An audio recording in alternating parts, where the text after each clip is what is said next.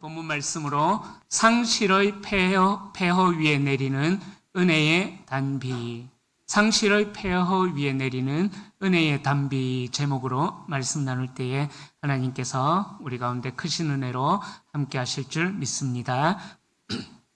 오늘 이 은혜와 생명이 누려지는 회복이 있는 예배의 자리에 나오신 우리 성도님들을 축복합니다. 우리 성도님들의 심령 위에 또 우리 성도님들의 삶의 터전 위에 하나님께서 그 모든 메말랐던 그 상실의 흔적들을 지우시고 또 남음이 없는 하나님의 축복으로 풍성하게 채워주시는 은혜의 단비가 우리 성도님들의 심령 속에 강물처럼 흘러넘치는 복된 은혜의 시간이 될 수 있기를 축복합니다. 자, 몇 년 전에 세계적인 기후 변화와 가뭄의 실태를 추적하던 한 다큐멘터리 프로가 있었습니다.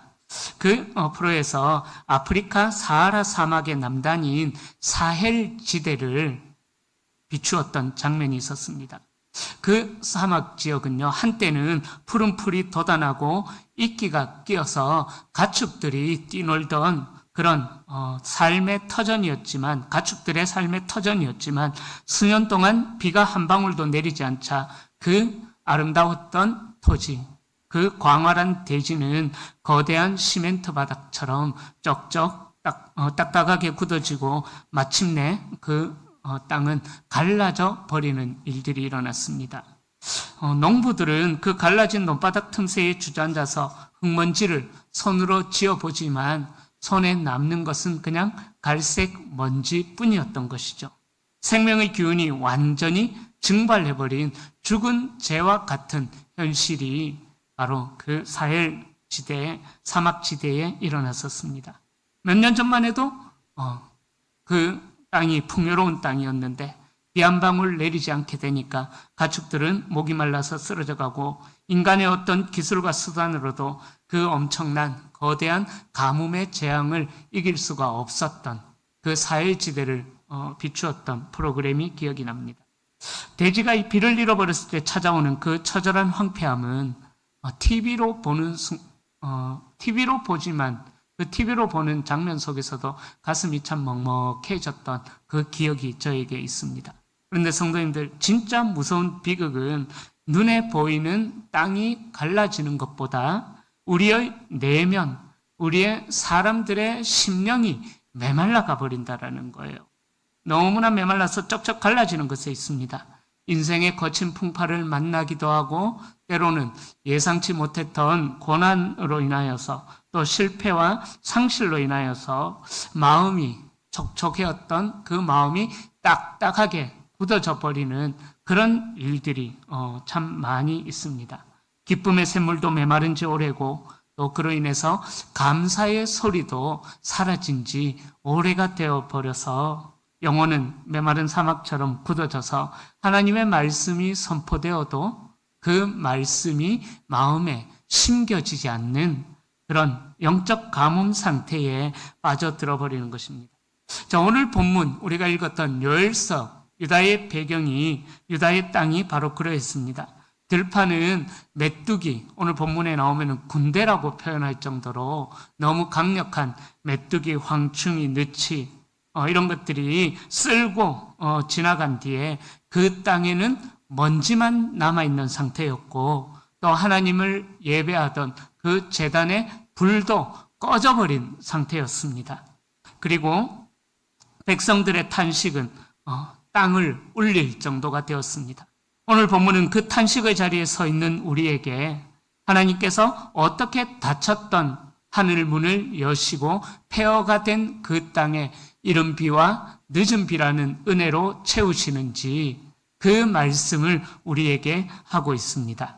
하나님께서는 하나님의 때가 되었을 때에 그 폐허를 영광의 동산으로 바꿔 주시는 것이 오늘 본문의 내용입니다.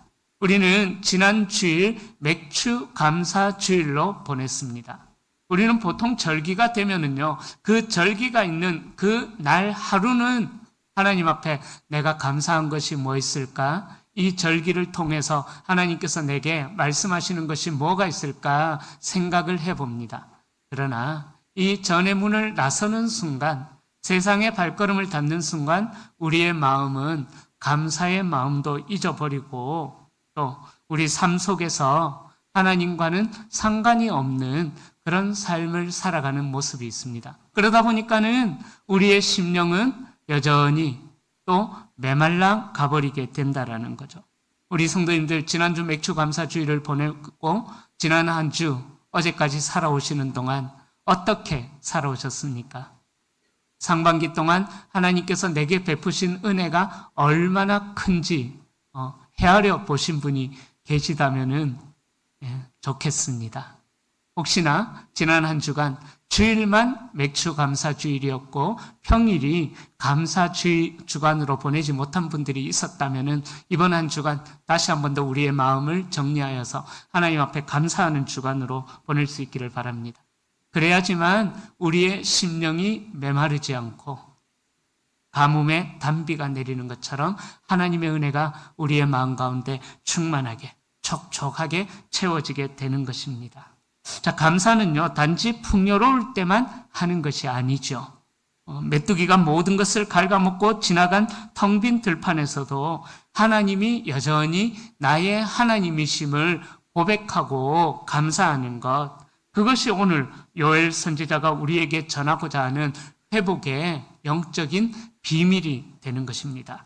오늘 말씀을 통해서 우리의 갈라진 심령을 덮고 있던 절망이라는 그 먼지들이 성령의 단비로 깨끗하게 씻겨져 내려가기를 소망합니다. 그래서 내 삶을 갉아먹은 것 같은 그 상실의 세월을 바라보던 우리의 시선을 거두어서 이른 비와 늦은 비로 적당하게 내리셔서 하나님께서 살리시는 그 은혜를 우리가 바라봄으로써 우리의 인생이 다시금 하나님 앞에 감사하며 춤추며 일어나는 그 은혜가 있기를 주님의 이름으로 간절히 축원합니다. 자, 첫 번째로요, 상실의 두려움을 멈추고 은혜의 단비를 기대하라. 이것을 말씀합니다. 오늘 본문이 기록될 당시 유다 땅의 상태는 그야말로 처참한 폐허의 상태였습니다. 요엘서 1장을 보면은요, 어떻게 이야기하냐 하면은 팥중이가 남긴 것을 메뚜기가 먹고, 메뚜기가 남긴 것을 느치가 먹고, 느치가 남긴 것을 황충이가 먹었다. 얼마나 황폐한 땅이 되면은 그렇게 이야기하겠습니까? 겹겹이 군대처럼 밀려온 이 곤충들은 유다 땅의 모든 밀과 보리, 포도나무와 무화과나무를 뿌리째 갉아 먹어버렸다라고 1장에서는 이야기합니다. 여기에 또 하늘문이 닫히는 극심한 가뭄까지 찾아와서 시냇물도 말라버리고 들파는 풀들이 다 불타버렸던 것입니다. 가축들은 먹을 것이 없어서 신음하고 울부짖고 농부들은 한 해 농사를 다 망쳤다고 부끄러워하며 얼굴을 들지 못했다라고 1장 11절에서 요엘서 1장 11절에서 그렇게 말씀합니다. 자, 그렇게 인간의 모든 노력이 다 무너진 상태, 완벽하게 전멸되어진 상태, 더 나아가서 소망마저 완전히 끊어져 버린 국가적인 파산 상태가 오늘 본문의 배경이 되는 사건입니다. 바로 그 절망의 폐허 한복판에 유다 백성들이 성전에 모여서 금식하며 마음을 찢고 눈물로 회개하니까 마침내 그 절망의 땅에, 황폐한 폐허의 땅에 하나님의 구원의 음성이 들려오기 시작합니다. 21절과 22절 말씀 함께 읽어봅니다. 땅이여 두려워하지 말고 기뻐하며 즐거워할지어다. 여호와께서 큰 일을 행하셨음이로다. 들짐승들아 두려워하지 말지어다. 들의 풀이 싹이 나며 나무가 열매를 맺으며 무화과 나무와 포도나무가 다 힘을 내는 도다. 아멘. 하나님은 재앙으로 인해 저주를 받아서 쩍쩍 갈라졌던 땅과 먹을 것이 없어서 울부짖었던 들짐승들을 향해서 가장 먼저 명령하십니다. 두려워하지 말고 기뻐하며 즐거워할지어다. 자, 메뚜기 떼가 온 땅을 황폐하게 만드는 파괴적인 그 일들을 행해버렸지만 이제 만군의 여호와 하나님께서는 그 모든 파괴를 덮어버리고도 남을 만한 위대한 구원의 큰 일을 시작하신다라고 말씀하십니다. 죽었던 대지에 다시금 푸른 싹이 돋아나고 말라 죽어가던 무화과 나무, 포도나무가 다시금 수분을 빨아들이며 힘을 내기 시작한다라고 말씀합니다. 그리고 이어서 낙심하며 주저앉아 있던 시온의 자녀들을 향하여서 23절에서는 놀라운 회복의 영적인 비밀을 선포합니다. 시온의 자녀들아, 너희는 너희 하나님 여호와로 말미암아 기뻐하며 즐거워할지어다. 그가 너희를 위하여 비를 내리시되 이른 비를 너희에게 적당히 주시리니 이른 비와 늦은 비가 예전과 같을 것이라.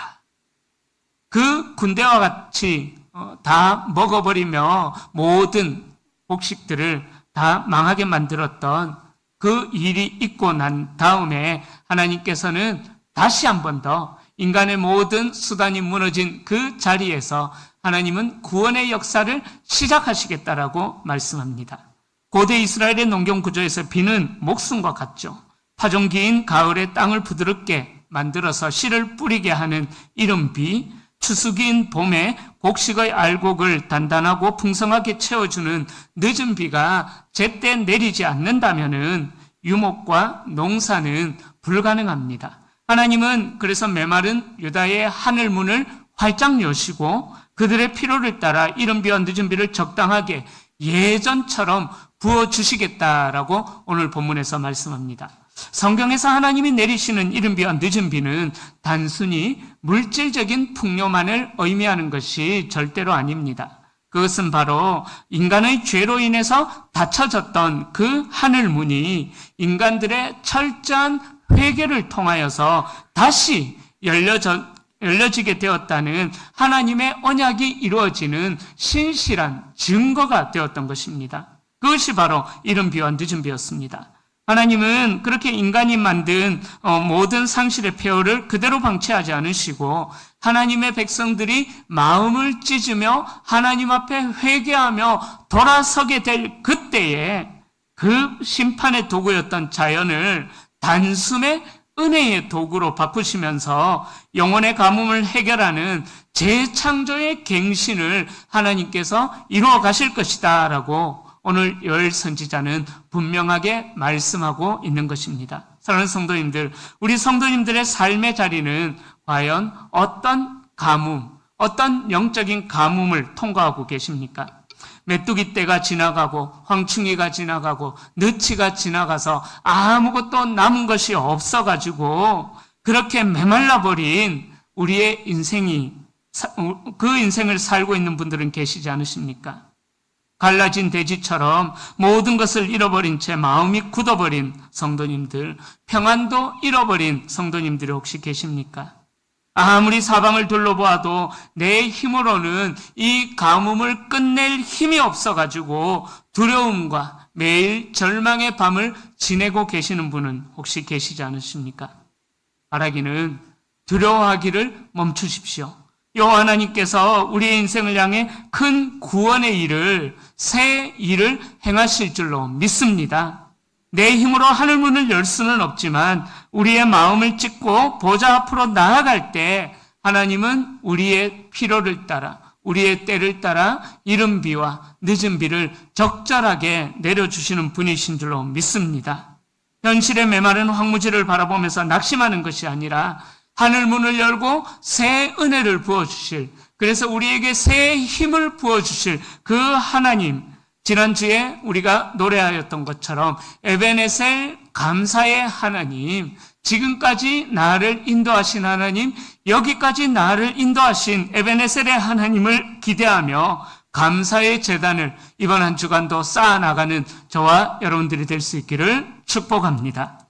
자, 두 번째로요. 갉아먹힌 상실의 세월을 복원하시는 하나님을 신뢰할 것을 말씀합니다.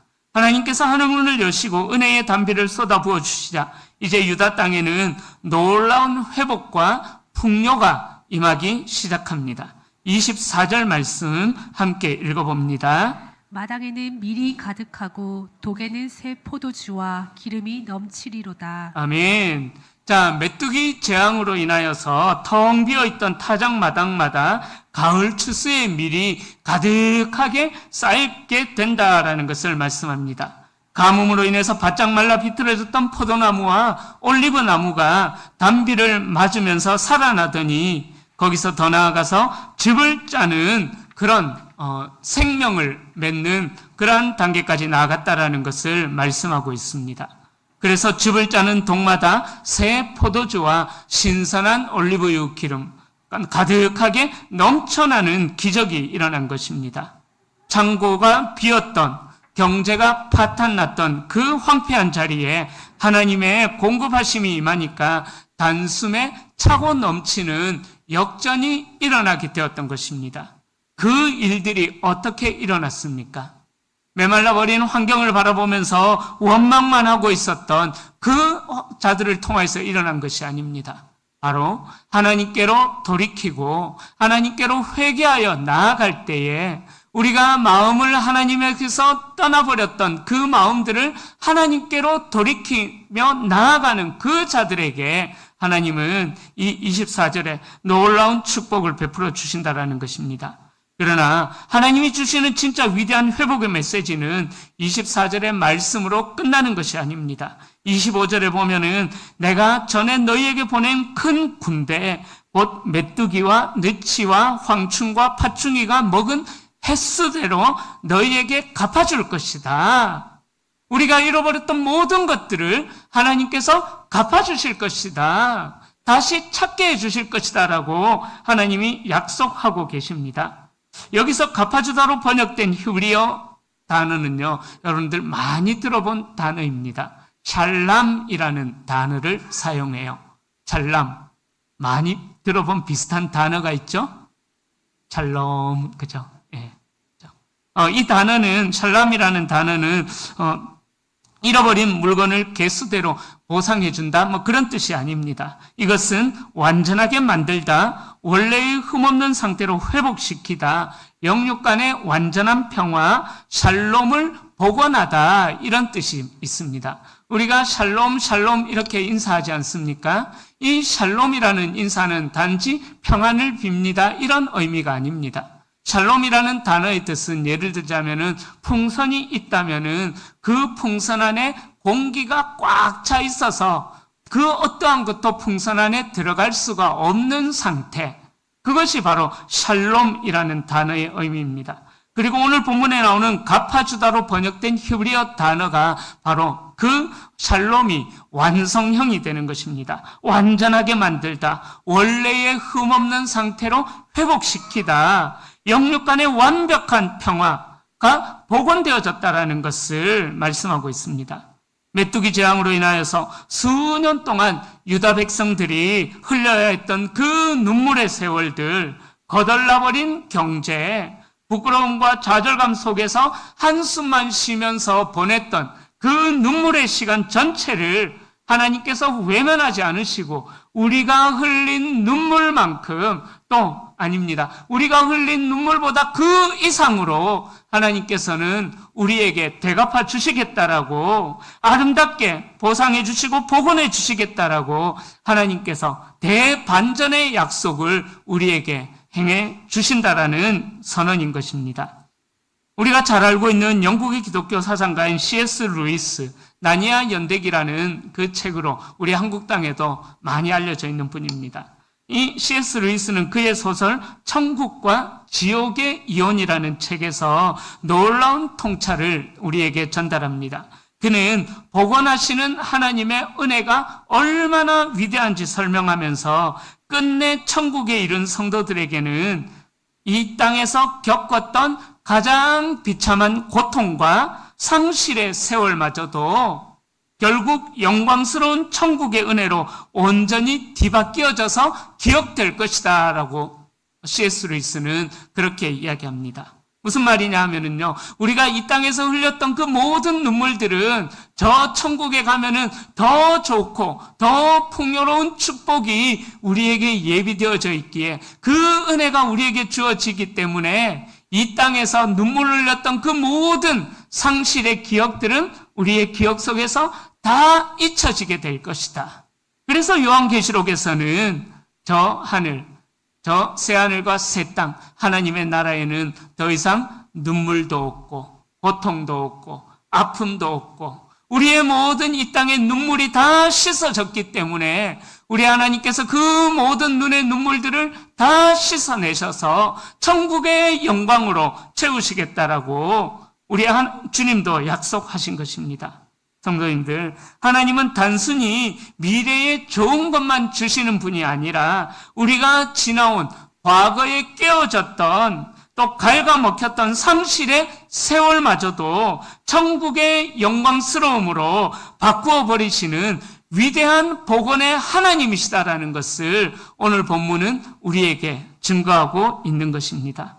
사랑하는 성도님들, 하나님은 우리가 상실감 속에서 눈물을 흘렸던 그 실패의 세월 전체를 우리의 영적인 자산으로 바꾸셔서 원래의 온전한 상태보다 훨씬 더 영광스럽게 복원하시는 시간의 통치자이시다라는 것을 오늘 본문이 우리에게 증거하고 있는 것입니다. 그러기에 지난 상반기 동안, 지난 반년 동안 살아오셨던 그 여정 속에서 혹시나 메뚜기와 황충과 느치와 같은 그러한 고난들로 인하여서 사정없이 갉아먹힌 것처럼 상실의 아픔을 겪고 계신 분이 없으십니까? 내 청춘의 세월을 질병 때문에 병원에서 다 날려버렸다. 내 아까운 재산을 사기꾼에 속아서 한순간에 다 빼앗겨버렸다. 자녀를 위해 밤낮 눈물로 기도했지만 돌아온 것은 여전히 변함없는 자녀의 냉담한 반응이었다. 라면서 갉아먹힌 세월의 그루터기만을 바라보면서 눈물 흘리고 계시는 성도님들이 계십니까? 오늘 이 시간 우리 인생의 세월을 복원하시는 샬람의 하나님의 은혜를 온전히 신뢰할 수 있기를 축복합니다. 인간은 흘러가버린 시간을 되돌릴 수 없습니다. 잃어버린 건강과 물질을 스스로는 완벽하게 복구할 수 없습니다. 그러나 만군의 여호와 하나님이 개입하시면은 모든 상황은 달라지게 되어 있는 것입니다.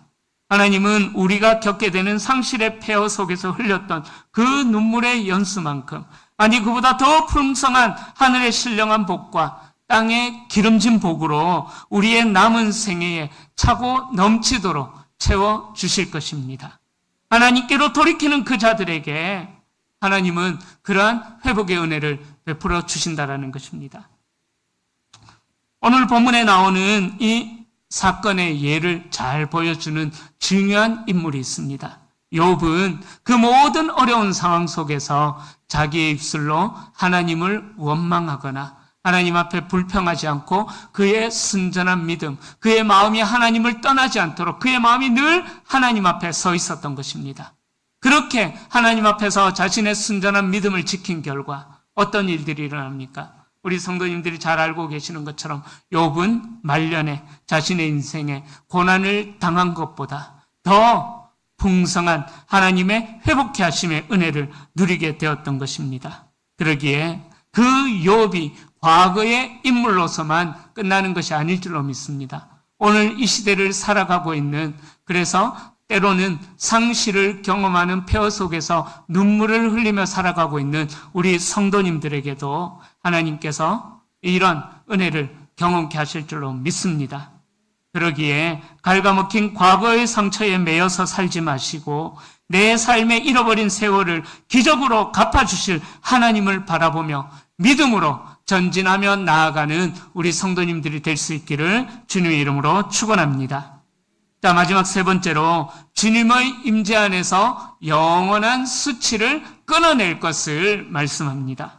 하나님께서 단비를 내리시고 메뚜기가 먹은 세월을 샬람의 은혜로 갚아주시니까 마침내 유다 공동체를 묶고 있었던 영적인 사회적인 결박이 완전히 끊어지게 됩니다. 26절 말씀 우리 함께 읽어보겠습니다. 너희는 먹되 풍족히 먹고 너희에게 놀라운 일을 행하신 너희 하나님 여호와의 이름을 찬송할 것이라.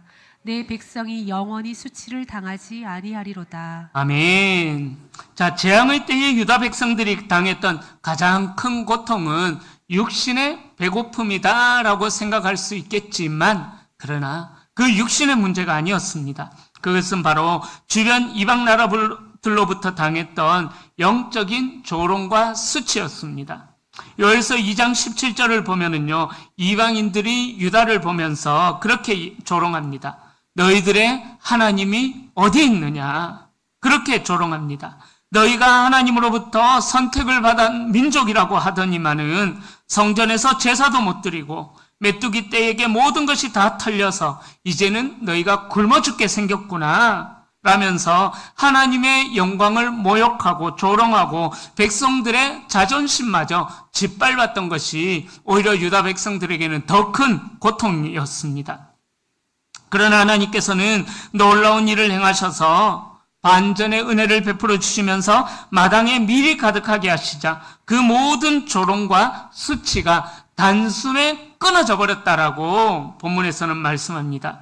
하나님은 26절과 27절에서 반복하며 선포하십니다. 내 백성이 영원히 수치를 당하지 아니하리로다. 할렐루야. 내 백성, 하나님의 사랑하시는 백성이 영원히 수치를 당하지 아니할 것이다 라고 말씀합니다. 이 수치의 마지막은 27절 말씀과 연결되어져 있습니다. 27절 말씀 우리 또 함께 읽어봅니다. 그런즉 내가 이스라엘 가운데 있어 너희 하나님 여호와가 되고 다른 이가 없는 줄을 너희가 알 것이라. 내 백성이 영원히 수치를 당하지 아니하리로다. 아멘.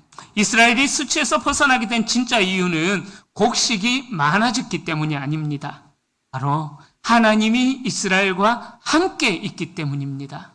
27절에서는 그것을 이야기하죠. 그런즉 내가 이스라엘 가운데에 있어. 내가 이스라엘 가운데 함께 있겠다라는 거예요. 이스라엘 백성들은 하나님이 떠나버려서 우리에게 이런 재앙이 일어난 줄 알았었는데 이제 하나님이 다시 임재하셔서 그 하나님의 거룩한 임재가 그들 삶의 한복판에서 회복되었다라는 것을 이야기하고 있습니다. 하나님이 내 인생의 아버지가 되어주시고 하나님 외에는 내 인생을 구원할 다른 이가 없다는 사실이 온 천하에 증명되었기에 성도는 더 이상 세상의 조롱과 환경의 위협 앞에서 수치를 당하지 않는 당당한 영적인 주권자가 되었다라는 것을 27절이 말씀하고 있습니다. 사랑하는 성도님들, 인간을 진정으로 무릎 꿇리고 무너뜨리는 것은 가만히 생각해 보면은요, 외적인 결핍이나 가난이 아닙니다. 바로 그 외적인 결핍보다 우리의 마음을 더 힘들게 하는 것은 주위 사람들의 차가운 시선과 차가운 냉담한 조롱인 것입니다. 그리고 내 인생은 여기서 끝났다라는 내면의 수치심이 인간의 영혼을 가장 먼저 무너뜨린다라는 사실을 기억하셔야만 합니다.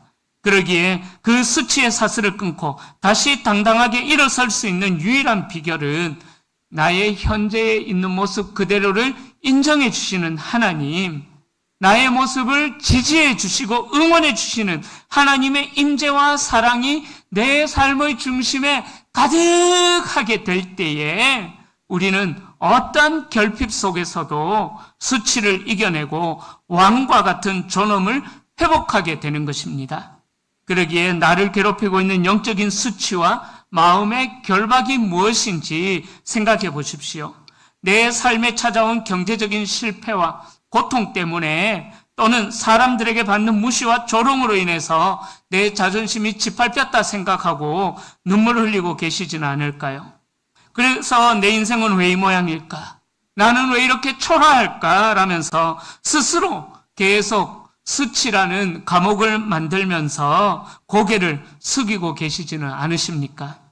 이 시간 그 모든 수치의 결박을 예수 그리스도의 이름으로 끊어내시기를 축원합니다. 만군의 여호와 하나님께서 선언하십니다. 내 사랑하는 나의 백성은 영원히 수치를 당하지 아니할 것이라. 할렐루야.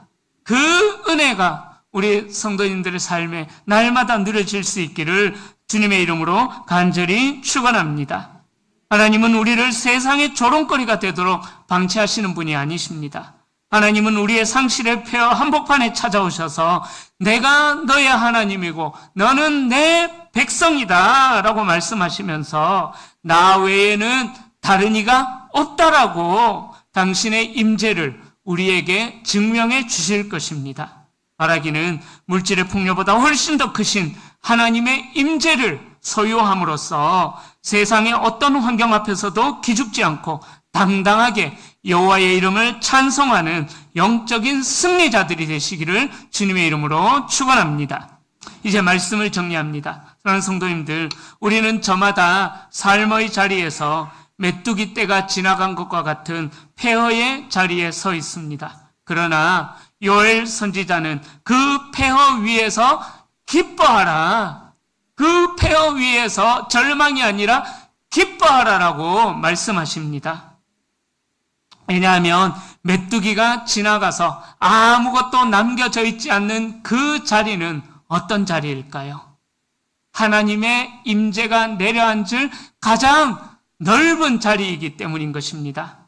하나님은 우리 성도님들의 삶을 다시 부르게 하실 것입니다. 메뚜기가 앗아간 그 횟수만큼 갑절의 회복의 은혜로 우리에게 갚아주실 것입니다. 그리고 이렇게 회복되는 과정을 통하여서 무엇보다도 하나님이 어떤 분이신지를 우리로 하여금 알게 하실 줄로 믿습니다.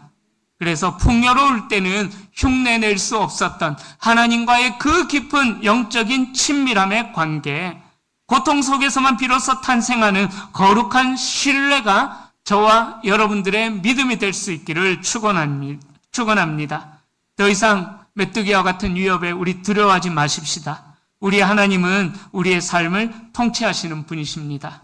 오늘 이 예배가 메뚜기의 떼로 인해 얼룩졌던 우리의 지난 기억을 하나님의 샬람으로 채우시는 복된 시간이 될 수 있기를 소망합니다. 이제 우리 성도님들의 일터와 가정에는 하나님의 이른 비와 늦은 비가 적절한 때에 내리게 될 것입니다. 그 사실을 신뢰할 수 있기를 축복합니다. 하나님이 주시는 회복의 단비를 맞이하십시오.